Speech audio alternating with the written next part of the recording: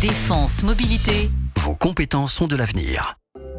Vous l'avez déjà ressenti, ce sentiment d'harmonie et de calme dans les parcs et jardins? Pas si étonnant que le terme jardin soit à l'origine du mot paradis. Pourtant, ces espaces de végétation sont bien là au quotidien, que ce soit dans le jardin d'un particulier, sur une place de centre-ville ou le long d'une autoroute.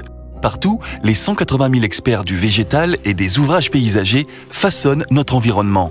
Des métiers grandeur nature qui comptent 85 000 emplois dans les collectivités territoriales et 91 000 dans les 28 000 entreprises privées.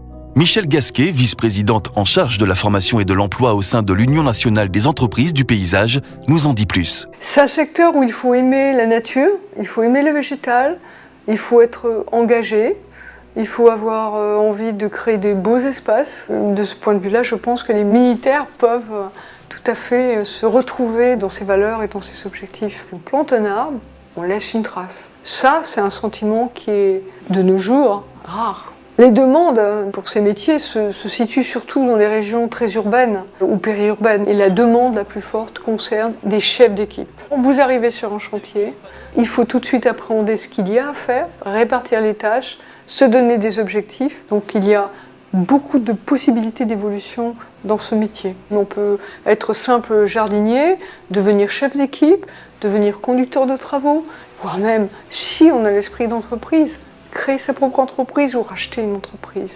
Avec le développement du concept de la nature en ville, le paysage est un secteur où les offres fleurissent. Dans un prochain épisode, découvrez comment un ancien militaire a préparé un terreau fertile pour sa reconversion. Défense Mobilité, vos compétences sont de l'avenir.